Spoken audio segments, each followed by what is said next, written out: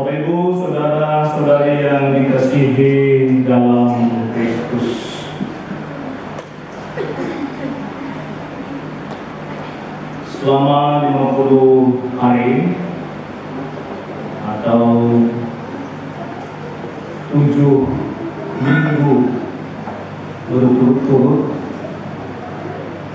kita merayakan yang disebut masa Paskah. Selama 50 hari ini, selama 7 minggu itu, di sana disampaikan kepada kita bagaimana terjadinya perdebatan di antara orang banyak, di antara umat.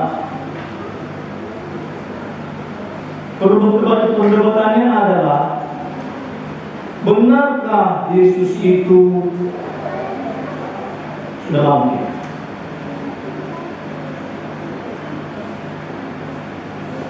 Ada yang percaya, ada yang tidak, ada juga yang tidak peduli.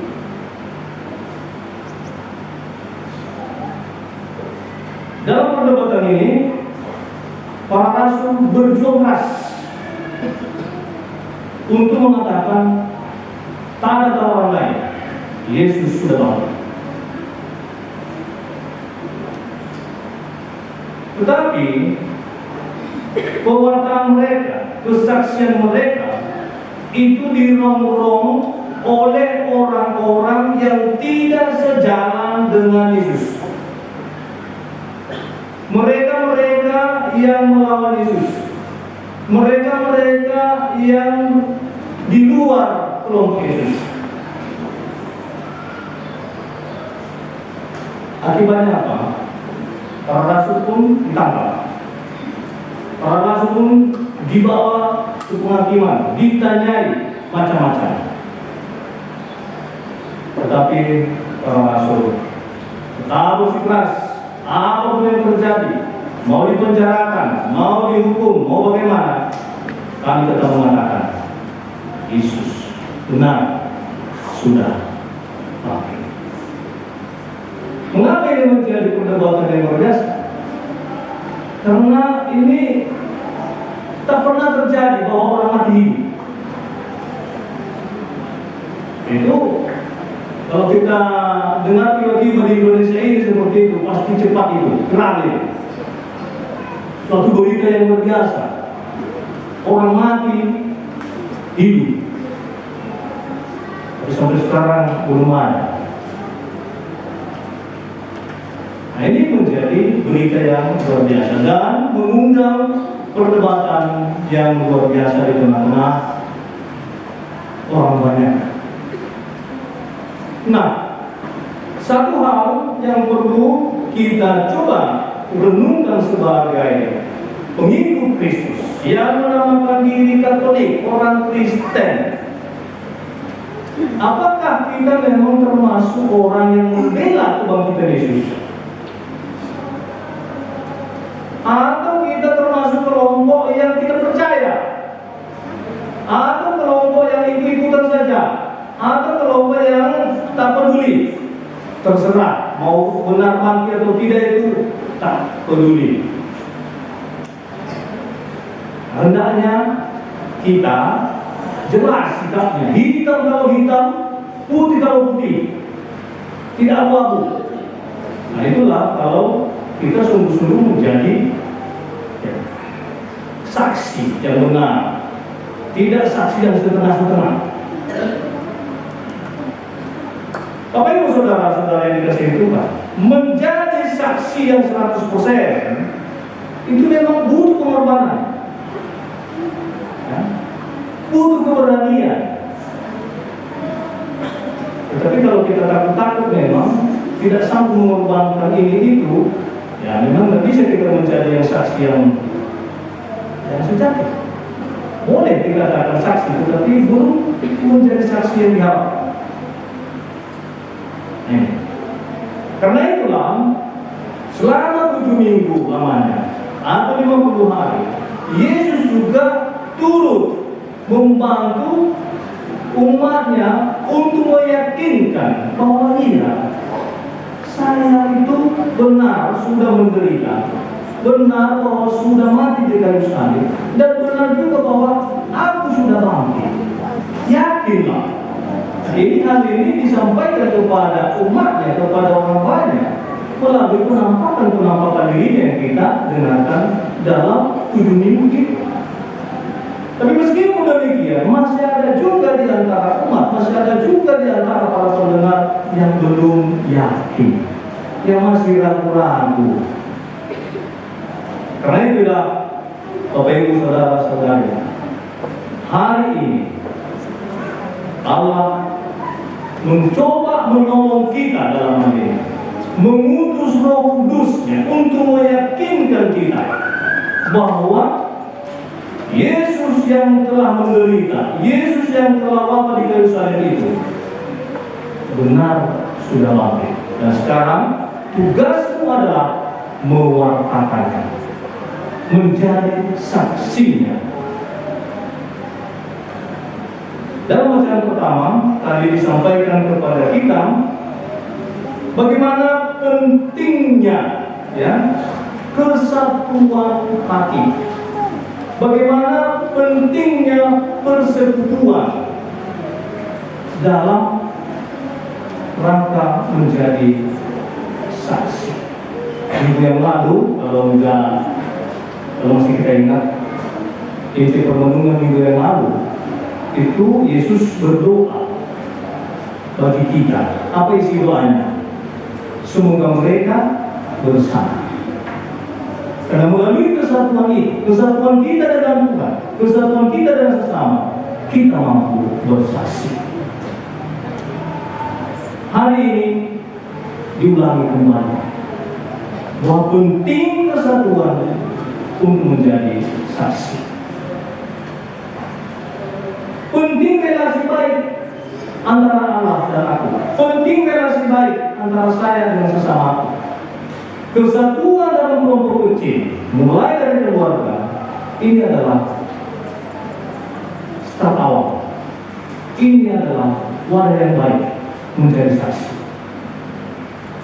Tanpa kesatuan, bagaimana kita mau bersaksi? Karena itulah, dalam bacaan pertama diharapkan untuk membuka diri kepada Roh Kudus yang datang untuk mempersatukan. Jadi yang hatinya selama ini tercerai-berai, hari ini bukalah hatimu. Ya, kalau masih ada keluarga kita masih belum cakapan sampai saat ini, nanti hadis misa ini cakapan. Sebagai bukti bahwa kita sudah dimasuki oleh Roh Pemersatu. Tidak lagi mempertahankan diriku, tidak lagi mempertahankan gengsiku, tetapi aku mesti tunduk, aku mesti rendah hati, aku mesti bersatu dengan istriku, bersatu dengan anak-anakku, bersatu dengan mertuaku, bersatu dengan menantuku. Tak ada gunanya tercerai-berai, tak mampu mewartakan, memberi kesaksian dengan sendiri, tetapi bersama, bersatu, punya kekuatan menjadi kuat, menjadi saksi yang benar. Maka bukalah hati kita untuk menerima Roh yang datang mempersatukan hati kita. Boleh saja kita satu rumah, boleh saja kita satu kamar, tapi belum tentu satu hati, belum tentu satu pemikiran. Karena itulah Roh datang yang tidak bisa dibatasi oleh gedung, yang tidak dibatasi oleh sarana fisik ini. Dia akan menembus hati kita untuk mempersatukan pikiran dan hati kita menjadi saksi yang luar biasa. Kemudian dalam bacaan kedua, Rasul Paulus menyampaikan dua hal. Ya. Hal yang pertama adalah orang yang hidup, yang mengandalkan Roh Kudus, itulah orang-orang yang hidup dalam damai, orang-orang yang hidup dalam kebahagiaan, orang-orang yang hidup dalam ketentraman, baik kepada Tuhan maupun dengan sesama. Sebaliknya, orang yang hidup menurut daging, itulah orang-orang yang hidup dalam